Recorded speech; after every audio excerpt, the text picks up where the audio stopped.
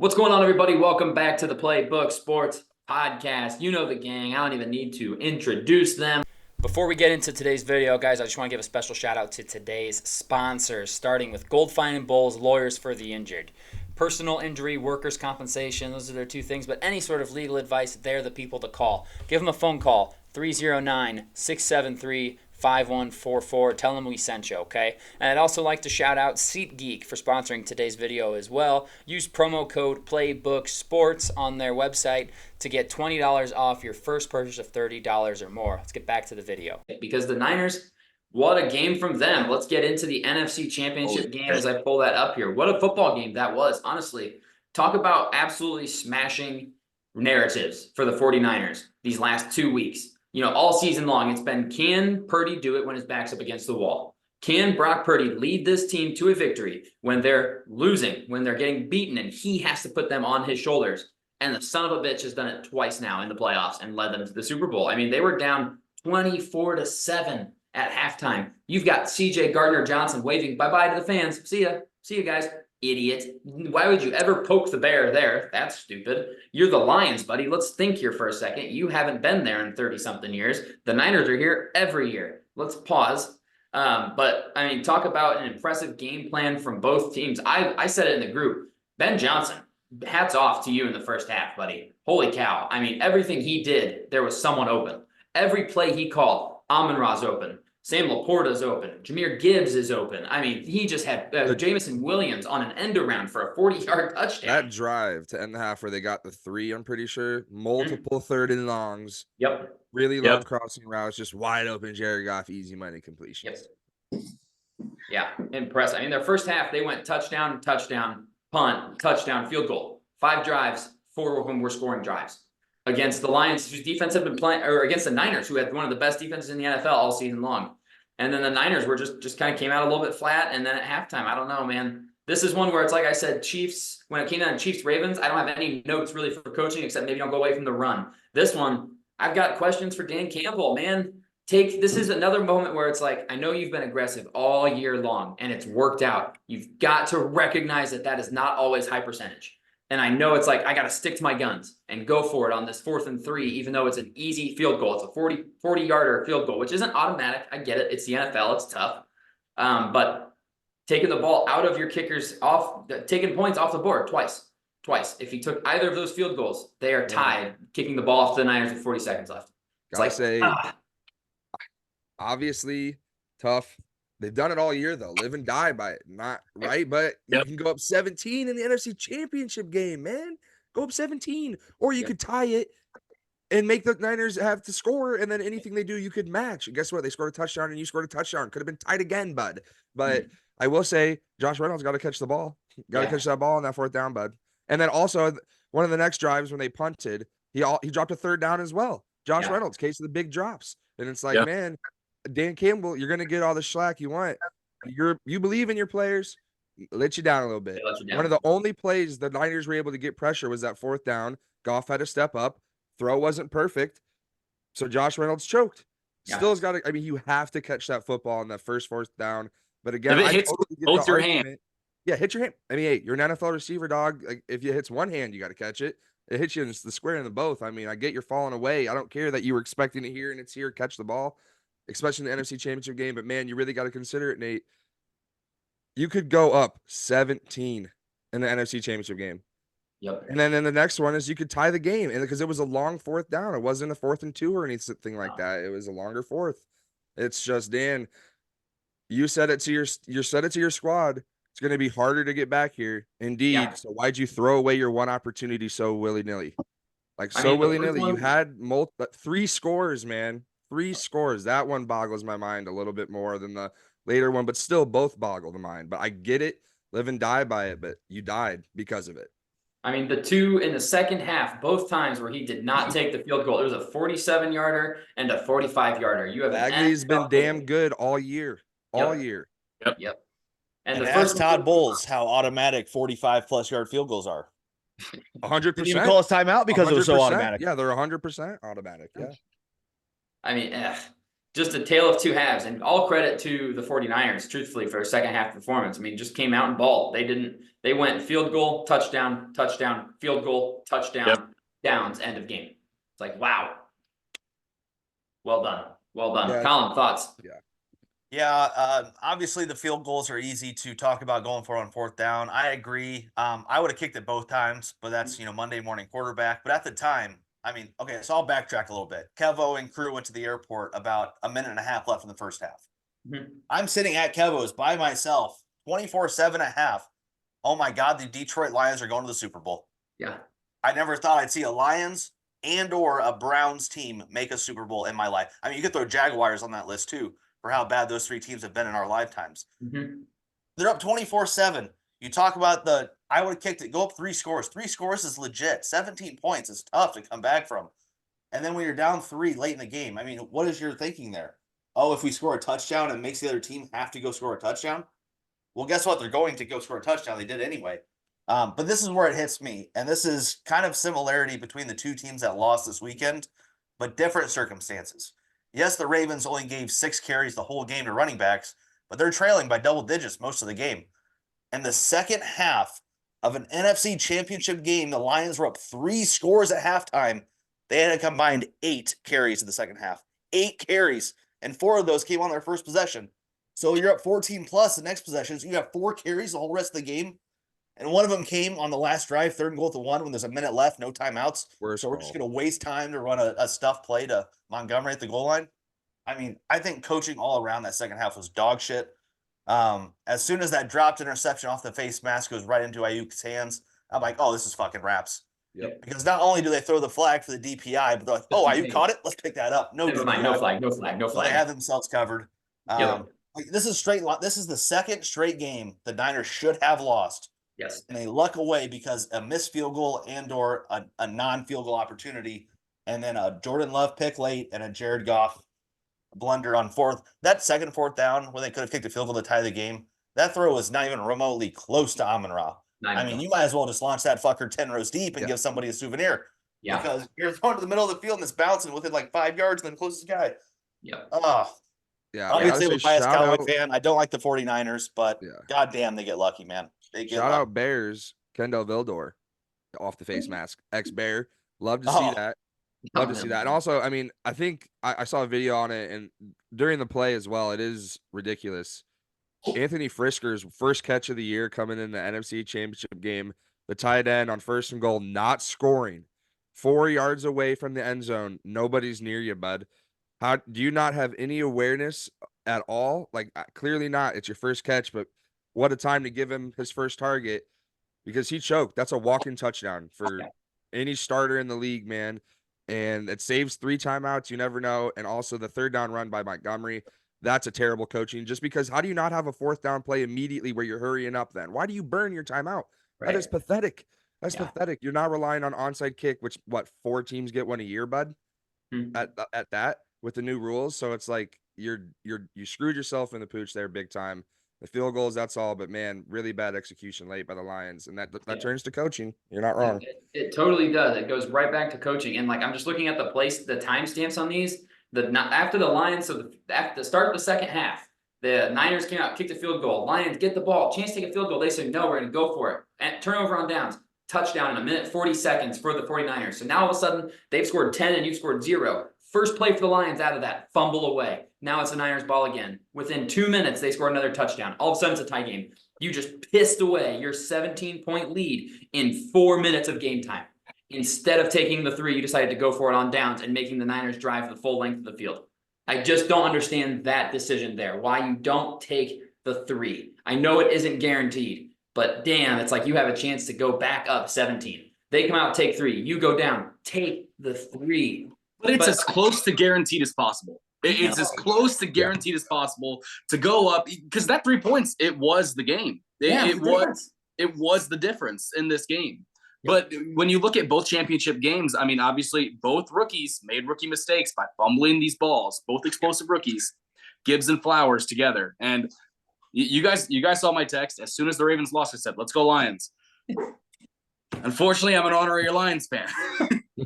Rubbed it for sage. Rubbed it. Back to back slaps to the sack. Back to back. I couldn't get off the floor. They hit me down. I was knocked out. Yeah. I know. No biting kneecaps on the way up. Colin, you had something you were going to say? Oh, I was going to say, much like that Ravens game, having a stinky bet, needing 13 total second half points. Nate and I threw on a live bet that was absolutely rank. I'm talking Theon Greyjoy Reek. That's how disgusting this thing was. The only thing we needed was the Lions not to score a touchdown on that last drive. And fourth and goal, last chance they touched the ball this year to fuck us, and they fuck us. Instead of just taking the 3, they needed 3 anyway. Yeah, take the 3 with like 2 minutes left in the game. That was a legitimate. That's a legitimate thing as well. Maybe you do take the 3. Like right when I'm in field goal range with a minute 50 and 3 timeouts, I am kicking that fucker immediately. Yep. Save your timeouts, then go for the onside kick. You already know it's low percentage, but at least save your timeouts. Take the 3 right now. That timeout. Stop it, and then you're in business. That timeout is a massive blunder. You hurry up. Even if you take 15 seconds and there's 45 seconds, you still have 3, bud. Yep. Yeah. Who cares if it's 52 with 2? There's coaches around the league that have these guys in their ear telling them what to do with timeouts, with fourth down things, and Dan Campbell needs one. Well, let's be honest. There's a few coaches in the league where Dan Campbell is a player's coach. He can help them in practice, but game time decisions are not his forte, right? He believes in his guys too much. He believes in his boys. And I love that. And that's how he's won the locker room over. But now you're hearing things about, should Dan Campbell leave? No. If Dan Campbell leaves, you lose that locker room. Yeah. Oh, yeah. They're all gone. Yeah. All of a sudden, you're going right back to the same old Lions. Yep. 10 times 10. You're going to go from the NFC. It's going to be very much like the Jacksonville Jaguars in 2017. Yeah. No joke. Yeah. From a game away from the Super Bowl to not even sniffing the playoffs for 5-6 seasons once again. Right. Yeah. There's no way you move on from Dan Campbell at this point, in my opinion. No shot. No. I know you're not wrong. Like, I think he does need a guy in his ear because fourth down, hey, it's great to be aggressive. Is him having the end all call with nobody even just telling him maybe not? That's probably not the best thing because again, when you believe in your guys, it's a great thing, but maybe it is not the worst thing to go, hey, we just need to take the points here. Let's realize the situation we're in. Our guys are great. Let's just let them be great the next possession when we're up 17 again. Yeah. Right. Yeah. I agree. And you can't even say he didn't trust his defense. Like if it was a shootout, right? Say at halftime it's 24-24, not 24-7. It's like, all right, we cannot afford to not score on this drive. We need a touchdown. But you're up 24-10. And you're like, we have to go. It's like, oh, but you don't. Yeah, I texted and said, when the Lions scored that first possession, are the Lions going to have to score every possession? Yeah. They played like it. They didn't need to, though. They played like it for damn sure. And they did not need to. Absolutely. One more thing, which means I'll have 2 or 3 more things. But the first of the one more things, yes, you got to give the Niners credit. And yes, Brock Purdy using his legs in the second half specifically, this game was a big part of the game. I think he had 49 rushing yards in the second half alone. Yeah. But what I'm going to say is back-to-back games. Obviously, you're at home. You're going to be in a neutral field for the Super Bowl. Against the Packers, who don't have the greatest defense in the world, 7 first-half points. Yep. Against the Lions, who don't have the greatest defense in the world, 7 first-half points. Are you going to be able to beat Patrick Mahomes and Andy Reid and this Kansas City Chiefs team with a lackluster first half? Nope. No chance. I don't know. But shout out Niners. I know I'm coming off like a hater because I am. Fuck the Niners. The Cowboys still have won a Super Bowl more recently than the 49ers. Ha ha ha. Bang. Now whether that will happen after this year, we'll see. But yeah, go Chiefs. Yeah. Speaking of, we will not be getting into the Super Bowl today. We will save that for next week as we will do a full breakdown on that game. I mean, you are going to get way more information than you could ever want on this Super Bowl game, which will lead us to not probably picking right anyways, because it doesn't matter. Like everything, you look at everything about the Ravens game and you're like, all right, Ravens have better this. Ravens have a better defense. Ravens have the MVP at quarterback. Not saying he's better than Mahomes, but he's the MVP this year. Their receivers are comparable. They each have great tight ends. It's like, okay, everything is screaming Ravens and they lose. It's the Patrick Mahomes effect, and good for the Niners, good for the Chiefs, man. It's going to be a good game. I think it's going to be a great football game. And unfortunately, I've been saying it since May. Lions 0% chance to win the Super Bowl. I've been saying it since May. 0% chance. It wasn't going to happen. I've known it the whole time. They just couldn't get it done. I was really sweating that first half. Well, Nate, you tell me how the Super Bowl is. I'm not watching it. Fuck this game. Yeah, right. You're full of shit. I'll be there. You'll be watching that game. I get to keep my car. Yeah, second to last. hey, Another my thing, grandma Sage. is happy about that. You don't have to worry about selling your car. Right. Grandma was really worried about you selling your car, dude. Right. Oh, shit. All right. Well, Second to last, one more thing, Nate, and it's a funny take I thought about in my car. I think somebody on this panel maybe flirted with the idea of the Chiefs not making the playoffs this season, and here they are in the Super Bowl. What? Who said that? Probably the same idiot that picked the Chargers to win that division. And here they are in the Super Bowl again.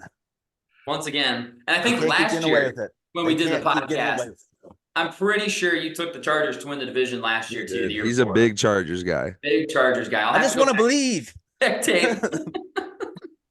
I mean, I said it last year. I was like, all right, Chiefs, you did it. I will never, ever pick against you again. And I proceed to pick against them all season long. I mean, let's go look at our power rankings at the end of the year. None of us had the Chiefs as a top 6 team in the NFL going into the playoffs. And here they are, final 2, once again. It's just what they do. So next year, I'm just not going to pay any attention to the Chiefs until the playoffs because none of it matters in the regular season for them. It doesn't matter if they don't have a single 1,000-yard receiver. It doesn't matter if Patrick Mahomes only throws for 4,200 yards like he did this year. None of it matters. Only, right. Well, considering he threw for like 5,200 the year before. I'd say I'd take that, please. True. That's fair. But like him having a down year as far as his career goes and the offense in general just going down and everyone's like, oh, Bieniemy. Yep. Bieniemy was the engine that drove that car, man, and he's gone. You guys are going to struggle. And here they are once again in the stupid freaking Super Bowl. They got Matt Nagy when Andy Reid retires, and that's going to be a new dynasty. They might win 15 Super Bowls straight. Shut up. Hey, Nagy said Mahomes is generational. Nagy said Watson, Pro Bowler, Trubisky's a project. That's 3 for 3, bud. Nah, we'll see, obviously, when that comes. But with Mahomes, it almost seems like he doesn't care about his stats at all. And he's gotten to that point already in his career. It's over. It's over. Because once he just does that with his contract as well, he'll take that massive cut eventually to help the squad. And when he does that, it's going to be 10 straight. He's going to pull a Bill Russell in the NFL. I mean, he's obsessed with chasing Brady. He's obsessed with it. I mean, look who his backup quarterback is. Tom Brady's backup quarterback. Right. Just makes sense. He's trying to get ahead. He's trying to get in there. Yeah. And he's on pace. I mean, Brady wasn't even close to what Mahomes has done in his first 6 years. Guys, Mahomes has only played 6 seasons. 6 seasons. And it feels like I have been watching this guy dominate forever. Because he's been to 6 straight AFC Championship games. This is unprecedented. But is Mahomes going to play till he's 45? Do we have what is that? 17 more years of this? Dude, we might. He doesn't take hits. He's smart. He's like Brady. Well, shit, based on the publicity of his family life, I'd want to play 16 more years. I don't want to go home to that. No. Stay on the field, pal. But I did see in Canada only, you can bet on Kelsey to propose after the Super Bowl. Has to be on the field. Minus 250 for no. Yeah. Who's road trip with me to Canada to throw everything I own on no? Yeah, because if they lose, there's no way, obviously. No. Yeah, and then they're gonna pull out that ring and we're gonna be pissed. Yeah. In Canada. No. No. I object. Yeah, hey, this NFL got what they wanted. They got Taylor Swift in the Super Bowl. Good job. You guys did it. Oh, my God. It's going to be a long offseason of just talking about the Chiefs. You see Taylor Swift talking shit? Oh, she was feeling it. You see her shirt? What did her shirt say? She wore a shirt to the concert that said, "Who are the Ravens anyway?" Ew. Let's go. Damn. I love that shit. Man, I love it. Everybody hates it. I love it. It cracks me up. I love I'm a big fan of those two. Good for them. I hope they're happy. I hope he does propose. Good for them. I love that everyone not hates happy. It. I hope he breaks up with her at the Super Bowl. It's minus 100. They're planning it. Well, I did love after the game, of course, on the field, they bring the podium out. They got the T-shirts going. Family friends come down. T Swift's on the field. Romo's trying to go for the half hug, and her security team's like holding his arm back. Yep. and then once she clears it, she's like, "Okay, you can go ahead." Gave her a half hug, and it's like, "Yeah, suck it, Tony." I will say my favorite part, Colin, of that game was all of the Niners players, right, are all around the podium. They're all up there talking, excited, and then they show us about 4 rows up, and Sam Darnold's up there in his pads by himself because he couldn't get close enough to the stage. He said, "Sam, you can't within 30 yards of the stage." He wasn't even close to the stage. He was I love 20 that. rows away from the stage. The whole team is up there. Sam Darnold kicked out to the back. I was cracking up. It's like, yes, Sam. Yes. I did love something I saw on TikTok as well. It's like the NFL was not going to allow two like historically black cities in Detroit and Baltimore go to Vegas for a Super Bowl. That halftime show is Usher. They were not going to allow that to happen.